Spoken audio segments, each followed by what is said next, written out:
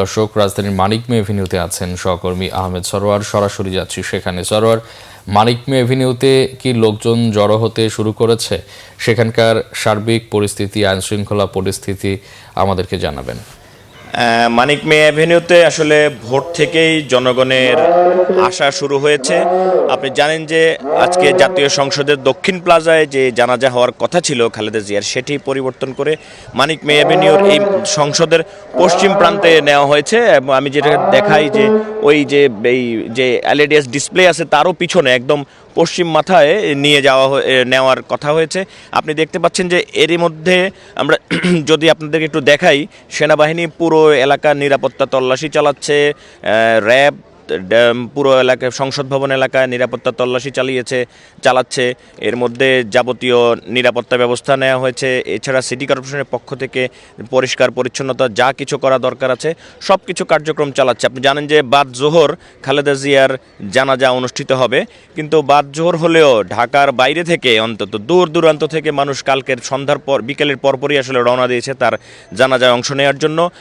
আপনি জানেন যে এই মাঠে কিছুদিন আগে একটি জানাজা হয়েছে, আর এই মাঠটি আসলে এই মানিক মে অ্যাভিনিউটি বিখ্যাত হয়েছে একটি জানাজার জন্য। সেটি হচ্ছে এই বেগম খালেদা জিয়ার স্বামী, সাবেক রাষ্ট্রপতি শহীদ রাষ্ট্রপতি জিয়াউর রহমানের জানাজার সময়। তখন অবশ্য এত ফেন্সিং, এত গাছ ছিল না, পুরো এলাকাটা খালি ছিল। সেখানে আসলে বলা হয় যে অন্যতম বৃহৎ, বাংলাদেশ তো অবশ্যই বিশ্বের অন্যতম বৃহৎ জানাজা অনুষ্ঠিত হয়েছিল এই মাঠে। তো সেই বর্তমানে তো জনসংখ্যা বেড়েছে, তার ভালোবাসার মানুষ বেড়েছে, অসংখ্য নেতাকর্মী বেড়েছে।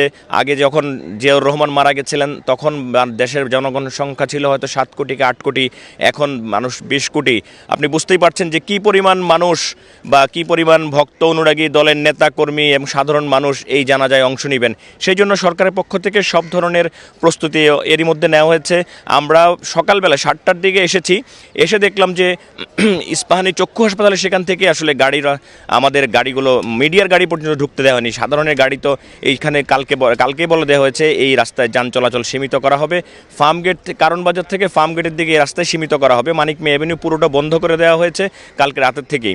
জায়গায় জায়গায় বিভিন্ন স্থানে এলইডি স্থাপন করা হয়েছে। যারা জানাজায় অংশগ্রহণ করতে আসবে তাদের যেন জানাজা পড়তে সুবিধা হয় সেই জন্য এলইডি স্থাপন করা হয়েছে বিভিন্ন স্থানে, এবং পর্যাপ্ত উজু করার জন্য পর্যাপ্ত ব্যবস্থা নেওয়া হয়েছে। পুরো মানিক মে অ্যাভিনিউর যে ফুটপাত আছে, ফুটপাতের একদম আড়ংয়ের সামনে থেকে, অর্থাৎ আসাদ গেটের ওই মাথা থেকে একেবারে সংসদ সেচ ভবন পর্যন্ত পুরো রাস্তাটার মধ্যেই পানির কল বসানো হয়েছে যাতে জনগণের জানাজা উজু করতে সমস্যা হয়। আর আপনাকে যদি বলে রাখি, মানিক মে অ্যাভিনিউর আমি যেখানে দাঁড়িয়েছি আমার হাতের ডান পাশে, অর্থাৎ সেচ ভবনের পাশে পুরো রাস্তা আইন শৃঙ্খলা বাহিনী রক্ষাকারী সংস্থার নিয়ন্ত্রণে। আর এর মাঝে মাঝে খালেদা জিয়ার ভক্ত অনুরাগী যারা তার কথায় এতদিন তাদের জীবন যৌবন উৎসর্গ করে তার নেতৃত্বে তারা রাজনীতি করেছে, তাদের এই প্রিয় নেত্রী চলে যাওয়ার শেষ বিদায় দিয়ে অংশ নিতে এরই মধ্যে মানিক মে অ্যাভিনিউতে প্রচুর মানুষের আনাগোনা দেখতে পাচ্ছি আমরা। তারা অধীর আগ্রহ অপেক্ষা করছেন আসলে কখন আমাদেরকে বলছেন যে ম্যাডামের লাশটা কোথায় আনবে, কখন আনবে, কোন দিক দিয়ে আনবে। তাদের সবারই উৎসুক আসলে, যেহেতু আপনি জানেন যে খালেদা জিয়াকে হাসপাতালে ভর্তি করানোর পর তাকে বিশেষ সুবিধাপ্রাপ্ত মানে ভিভিআইপি ঘোষণা করা হয়েছে, যার জন্য তার জন্য এসএসএফের ব্যবস্থা আছে।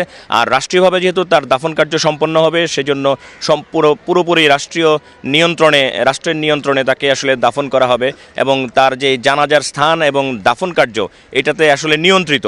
জানাজা হয়তো সবাই পড়তে পারবে, কিন্তু কিছু জায়গা থাকবে যেখানে আসলে সংরক্ষিত, কারণ সেই সংরক্ষিত স্থানে ঢুকতে পারবে রাষ্ট্রের সরকারিভাবে যাদেরকে দেওয়া হবে, এবং রাজনৈতিক দল হিসাবে বিএনপির পক্ষ থেকে যাদেরকে পাস দেওয়া হবে।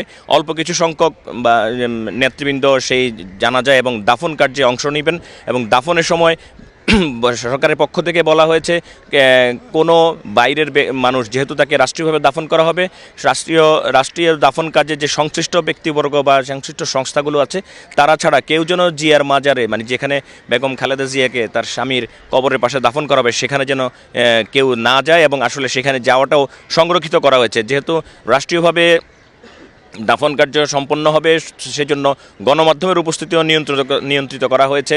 শুধুমাত্র সরকারি বিটিভি সেটি প্রচার করবে সারা বাংলাদেশের জনগণের দেখার সুবিধার্থের জন্য, দেশ বিদেশের ভক্ত নুরেগেরা যেন তা দেখতে পারে সেজন্য।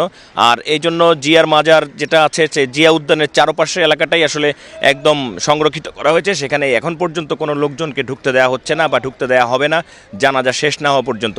সরকারের পক্ষ থেকে বলা হয়েছে যে যারা জানাজায় অংশ নিতে আসবেন কেউ যেন ভারী বস্তু নিয়ে, কোনো ব্যাগ ট্যাগ নিয়ে না আসেন, সবাই শুধু মাত্র সিম্পল, যাতে কোনো ধরনের বিশৃঙ্খলা না হয়, কোনো ধরনের না হয় সে ব্যাপারে বিএনপির পক্ষ থেকেও অনুরোধ করা হয়েছে জনগণের প্রতি, দলের নেতাকর্মীদের প্রতি, তারা যেন সুশৃঙ্খলভাবে, যেভাবে খালেদা জিয়া গত 40টি বছর রাজনীতিতে এসে দলকে নেতৃত্ব দিয়েছেন, দেশকে নেতৃত্ব দিয়েছেন, দেশকে সাফল্যের শিখরে নিয়ে যেতে চেষ্টা করেছেন, সেভাবে যেন আজকে তার শেষ বিদায়ে দলের নেতাকর্মী এবং সাধারণ জনগণ যেন খালেদা জিয়াকে সেই সম্মানটা দেন, যাতে নির্বিঘ্নে সুশৃঙ্খলভাবে তার জানাজা সম্পন্ন করা হয়, দাফন সম্পন্ন করা যায়। সে ব্যাপারে দলের পক্ষ থেকে এবং সরকারের পক্ষ থেকেও জনগণের এবং যারা আজকে জানাজা অংশ নিতে আসবেন তাদের সাহায্য চাওয়া হয়েছে, তাদের প্রতি অনুরোধ জানানো হয়েছে। সরোয়ার, আপনাকে অসংখ্য ধন্যবাদ।